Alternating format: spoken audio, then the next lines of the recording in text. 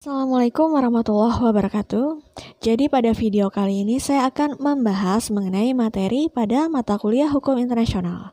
Nah, materi kali ini adalah merupakan materi terakhir dari pertemuan-pertemuan kita sebelumnya yang kita lakukan secara daring. Jadi materi yang akan saya bahas kali ini adalah mengenai sengketa internasional. Nah, berdasarkan yang sudah kita pahami sebelumnya bahwa hukum internasional itu terjadi berdasarkan kesepakatan pada hubungan-hubungan internasional yang terjadi antar subjek hukum internasional.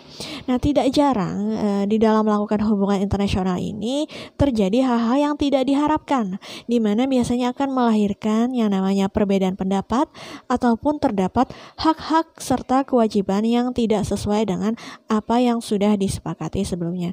Dan hal ini akan mengarah atau berpotensi melahirkan yang namanya sengketa. Jadi sengketa itu dapat terjadi pada siapa saja ya. Dia tidak hanya terjadi antar individu dengan individu ataupun antar kelompok, dia bisa saja terjadi antar negara satu dengan negara yang lain. Ya, jadi sengketa itu tidak hanya bersifat keperdataan, tetapi juga dia dapat bersifat publik. Ya, di mana lingkupnya tidak hanya lokal, nasional, tetapi bisa juga terjadi pada lingkup internasional ya, mana ia melahirkan yang namanya sengketa internasional ya. Berdasarkan sengketa yang terjadi biasanya dibutuhkan yang namanya penyelesaian, dan ini dinamakan dengan penyelesaian sengketa. Di dalam hukum internasional sendiri ada dikenal yang namanya penyelesaian sengketa internasional, di mana pada dasarnya penyelesaian ini tentunya diharapkan antar para pihak itu mendapatkan keinginannya sesuai dengan apa yang diharapkan ya. Nah, jadi pada video kali ini akan saya bahas mengenai apa itu sengketa dan juga berbagai macam penyelesaian sengketa pada hukum internasional. Jadi pada materi kali ini kita akan memahami ya mengenai sengketa itu sendiri, kemudian pengertian sengketa internasional dan juga cara penyelesaian dari sengketa internasional. Nah, pengertian sengketa itu seperti yang ada di slide, bahwa yang pertama berdasarkan KBBI bahwa sengketa adalah sesuatu yang menyebabkan perbedaan pendapat, pertengkaran, perbantahan ya. Kemudian berdasarkan pendapat dari ahli A bahwa sengketa adalah pertentangan antara dua pihak atau lebih yang berawal dari persepsi yang berbeda tentang suatu kepentingan atau hak milik yang dapat menimbulkan akibat hukum bagi keduanya. Jadi dapat kita lihat bahwa sengketa itu adanya situasi di mana ada pihak yang merasa dirugikan oleh pihak lain, yang kemudian ada pihak yang menyampaikan ketidakpuasannya kepada pihak lainnya tersebut. Nah, jika ada menunjukkan perbedaan pendapat atau gesekan-gesekan, maka akan timbullah yang namanya sengketa. Nah, ada beberapa sebab timbulnya sengketa, ini digambarkan berdasarkan beberapa teori. Yang pertama adalah teori hubungan masyarakat. Jadi berdasarkan teori ini adalah ia menitikberatkan pada adanya ketidakpercayaan dan adanya rivalisasi kelompok di dalam masyarakat ya. Yang kedua adalah teori negosiasi prinsip ya. Ini menjelaskan bahwa konflik terjadi karena adanya perbedaan antar para pihak. Nah, berdasarkan teori ini bahwa sebuah konflik itu dapat diselesaikan, maka harus ada pelaku yang mampu memisahkan perasaan pribadinya dengan masalah-masalah dan mampu melakukan negosiasi berdasar pada kepentingan. Nah, kemudian yang ketiga adalah teori identitas. Ini menjelaskan bahwa konflik terjadi karena adanya sekelompok orang yang merasa identitasnya terancam oleh pihak lain. Yang keempat adalah teori kesalahpahaman antar budaya ya. Jadi berdasarkan teori ini menjelaskan bahwa konflik terjadi karena adanya ketidakcocokan dalam berkomunikasi di antara orang-orang dari latar belakang budaya yang berbeda. Sehingga diperlukan adanya dialog antara orang-orang yang mengalami konflik tersebut ya, guna dapat saling memahami di antara mereka itu. Jadi sengketa ini tidak hanya terjadi pada tingkat individu dan individu atau pada tingkat lokal dan nasional, tetapi dia juga bisa terjadi pada ranah internasional ya, sehingga akan menimbulkan yang namanya sengketa internasional. Ada beberapa hal terkait dengan terjadinya sengketa internasional. Jadi di dalam suatu perselisihan antara subjek hukum internasional itu dapat berkaitan tentang fakta, kemudian tentang hukum atau tentang politik, di mana inilah akan menyebabkan terjadinya sengketa internasional. Ada beberapa hal. Yang pertama, ada kesalahpahaman mengenai suatu hal. Ya. Yang kedua, adanya salah satu pihak yang sengaja melanggar hak atau kepentingan negara yang lain.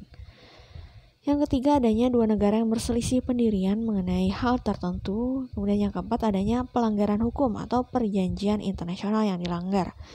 Yang mana perjanjian internasional biasanya ini merupakan sumber hukum antara para pihak yang bersepakat ya di dalam hubungan internasional. Ya, ketika tidak disepakati, maka timbullah yang namanya sengketa internasional. Dan jadi dapat kita pahami bahwa sengketa internasional adalah adanya situasi ketika dua negara ini memiliki pandangan yang bertentangan mengenai dilaksanakan atau tidaknya kewajiban yang terdapat di dalam perjanjian. Selanjutnya adalah prinsip dari hukum internasional ya. Jadi ada beberapa prinsip di dalam hukum internasional di mana ketika prinsip-prinsip ini tidak terpenuhi di dalam menjalankan hubungan internasional antar negara, maka akan berpotensi adanya suatu sengketa ya. Sehingga prinsip ini pada dasarnya seharusnya dapat dipatuhi oleh negara-negara atau masyarakat internasional. Nah, prinsip-prinsip tersebut yang pertama adalah tidak menggunakan kekerasan yang mengancam integritas teritorial ya. Karena ini berkaitan dengan kedaulatan suatu negara, di mana negara tentu memiliki kewenangan penuh terhadap teritorialnya masing-masing. Nah, yang kedua adalah non-intervensi politik suatu negara ya. Ini juga berkaitan dengan kewenangan penuh negara terhadap pemerintahan di negaranya, sehingga tidak diperkenankan adanya intervensi politik oleh negara lain ya. Yang ketiga adalah adanya persamaan hak dan menentukan nasib sendiri. Yang keempat adalah persamaan kedaulatan negara. Yang kelima adalah adanya kemerdekaan, kedaulatan, dan integritas. Selanjutnya adalah itikat baik dalam hubungan internasional. Jadi negara-negara di dalam menjalankan hubungan internasional ini wajib untuk melaksanakan itikat baik ya, good faith ya.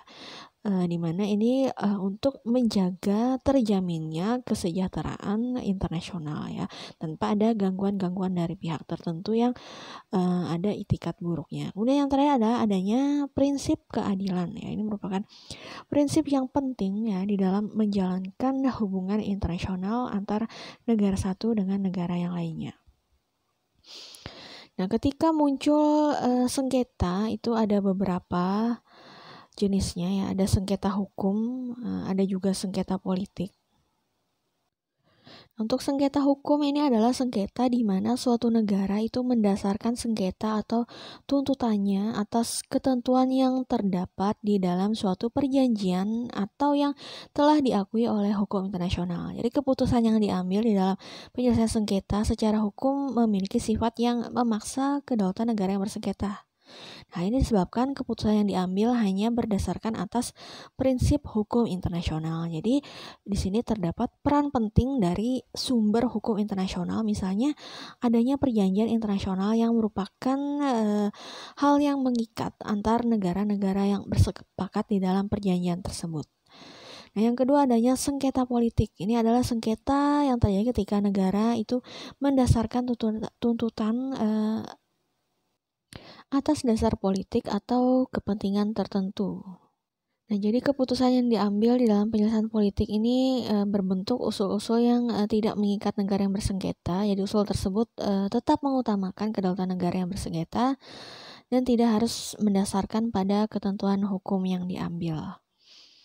Nah, selanjutnya berdasarkan terjadinya sengketa tersebut ada mekanisme yang dapat dilakukan terkait dengan penyelesaian sengketa. Yang pertama dia ada penyelesaian sengketa secara damai, tapi yang kedua ada juga penyelesaian sengketa secara kekerasan ya. Nah, untuk yang secara damai ini dikenal ada beberapa. Yang pertama jalur diplomatik yang terdiri dari mediasi, negosiasi, konsiliasi, organisasi internasional, dan arbitrase internasional. Sementara jalur litigasi ini dapat dilakukan melalui pengadilan internasional. Nah, ada beberapa prinsip ya dari pelaksanaan penyelesaian sengketa secara damai. Yang pertama adalah adanya prinsip itikat baik atau good faith ya. Jadi para pihak dalam melaksanakan penyelesaian sengketa secara damai ini harus memiliki itikat baik, di mana jangan sampai terjadi hal-hal yang merugikan pihak yang lainnya ya. Karena ini tujuannya adalah secara damai itu tadi ya. Yang kedua adalah prinsip larangan penggunaan kekerasan di dalam penyelesaian sengketa. Jadi harus menghindari yang namanya kekerasan ya. Yang ketiga adalah prinsip kebebasan memilih cara-cara penyelesaian sengketa. Jadi para pihak ini memiliki posisi tawar yang seimbang di dalam memilih untuk bagaimana penyelesaian sengketa itu dilakukan. Cara-cara yang mana yang dipilih ya, misalnya negosiasi atau yang lain. Yang keempat, prinsip kebebasan memilih hukum yang akan diterapkan terhadap pokok sengketa ya. Jadi berdasarkan hukum mana nanti sengketa itu akan diselesaikan. Jadi para pihak ini memiliki kebebasan di dalam memilih hal tersebut. Yang kelima, prinsip kesepakatan para pihak yang bersengketa atau adanya konsensus ya. Jadi sengketa yang terjadi ini kaitannya dengan para pihak, di mana para pihak ini harus mengedepankan prinsip kesepakatan. Artinya kedua belah pihak itu harus sepakat terlebih dahulu sebelum melanjutkan penyelesaian sengketa di antara mereka. Yang keenam, prinsip penggunaan terlebih dahulu hukum nasional negara untuk menyelesaikan suatu sengketa. Ya, ini adalah prinsip exhaustion of local remedies ya. Nah, yang terakhir adalah prinsip hukum internasional tentang kedaulatan, kemerdekaan, dan integritas wilayah negara-negara.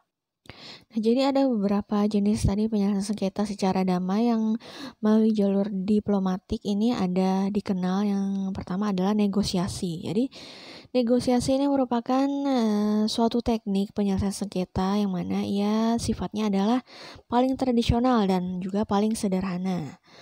Nah, di dalam penyelesaian sengketa secara negosiasi ini tidak perlu melibatkan pihak ketiga ya, di mana negosiasi ini hanya berpusat pada diskusi yang dilakukan oleh pihak-pihak yang terkait. Jadi, perbedaan persepsi yang telah dimiliki oleh kedua belah pihak akan diperoleh jalan keluar dan menyebabkan pemahaman atas inti persoalan menjadi lebih mudah untuk dipecahkan. Selanjutnya adalah mediasi. Jadi mediasi ini adalah cara penyelesaian sengketa di mana di sini dia akan melibatkan pihak ketiga ya. Yang mana dia biasanya disebut dengan mediator ya. Mediator ini dapat berupa bagian dari organisasi internasional atau bisa negara ataupun individu. Jadi di sini mediator dia memiliki peran yang aktif di dalam proses yang dilakukan di dalam menyelesaikan sengketa. Selanjutnya adalah konsiliasi ya. Jadi konsiliasi ini adalah penyelesaian sengketa melalui cara konsiliasi yang juga melibatkan pihak ketiga yang disebut dengan konsiliator yang tidak berpihak atau ia netral dan keterlibatannya karena diminta oleh para pihak. Nah, jadi konsiliasi ini merupakan proses yang berupaya mendamaikan pandangan para pihak yang bersengketa. Nah, meskipun usulan penyelesaian yang dibuat oleh konsiliator sifatnya tidak mempunyai kekuatan hukum ya. Jadi badan konsiliasi ini dapat merupakan badan yang telah terlembaga atau bisa juga dia ad hoc ya atau sementara. Nah, selanjutnya adalah penyelesaian sengketa organisasi internasional atau PBB. Nah, jadi tindakan PBB dalam menciptakan perdamaian dan keamanan internasional ini ada beberapa. Yang pertama adalah preventif diplomasi, yang maksudnya adalah suatu tindakan ini untuk mencegah timbulnya suatu sengketa di antara para pihak. Yang kedua adalah peacemaking, adalah tindakan untuk membawa para pihak yang bersengketa untuk saling sepakat ya, khususnya melalui cara-cara yang damai. Kemudian yang ketiga adalah peacekeeping, adalah tindakan untuk mengerahkan kehadiran PBB ini dalam memelihara perdamaian dengan kesepakatan para pihak yang berkepentingan ya. Yang terakhir adalah peace building ya, adalah tindakan untuk mengidentifikasi dan mendukung struktur yang ada ini guna memperkuat perdamaian ya, untuk mencegah konflik yang telah didamaikan berubah menjadi konflik ya. Nah, kemudian selanjutnya adalah arbitrase internasional. Ini merupakan cara penyelesaian sengketa dengan mengajukan sengketa kepada orang tertentu yang dipilih secara bebas oleh pihak yang bersengketa untuk memutuskan sengketa itu tanpa harus memperhatikan ketentuan hukum secara ketat. Jadi arbitrase internasional ini bertujuan untuk menyelesaikan sengketa internasional yang dilakukan oleh hakim pilihan para pihak ya atas dasar ketentuan dari hukum internasional. Kemudian ada juga pengadilan internasional ya. Ini adalah penyelesaian masalah dengan menerapkan ketentuan hukum oleh Badan Pengadilan Internasional. Ya, ini dapat dilakukan oleh Mahkamah Internasional. Ya, ini merupakan satu-satunya pengadilan tetap yang dapat digunakan oleh masyarakat internasional. Nah, yang ada saat ini ada berapa ya? Itu ada Mahkamah Internasional, ada the Inter-American Court of Human Rights, ya ada di Eropa, the Court of European Communities, ada Dispute Settlement Body WTO. Nah, ini didirikan semua badan peradilan ini adalah berdasarkan perjanjian internasional. Nah, itu tadi yang berdasarkan damai. Kemudian ada juga ya penyelesaian sengketa berdasarkan kekerasan ya. Ini penyelesaian sengketa yang tidak diharapkan terjadi ya. Nah, ada beberapa, ada perang dan tindakan bersenjata non perang ya, ada retorsi, ada reprisal, ada blokade damai dan ada intervensi. Nah, kalau yang perang, yang pertama yang perang adalah tujuan perang ini biasanya untuk menaklukkan negara lawan ya. Dan biasanya juga untuk membebankan syarat-syarat penyelesaian sengketa di mana negara yang ditaklukkan itu memiliki alternatif lain selain mematuhinya. Nah, ini merupakan hal-hal yang sangat dihindari ya perang ini. Kemudian yang kedua ada retorsi ya, ini melakukan pembalasan oleh negara terhadap tindakan tidak pantas dari negara lain. Nah, biasanya bentuk balas dendam ini dia dilakukan pada tindakan yang kurang bersahabat. Misalnya adanya pemutusan hubungan diplomatik, kemudian ada pencabutan hak istimewa, penghentian bantuan ekonomi, kemudian penarikan tarif ya. Misalnya saja ini pernah terjadi ya antar Australia dengan Indonesia karena adanya protes dari negara tersebut terkait tindakan hukuman mati yang dikenakan terhadap warga negaranya ya. Nah, ini ada salah satu contohnya itu ya.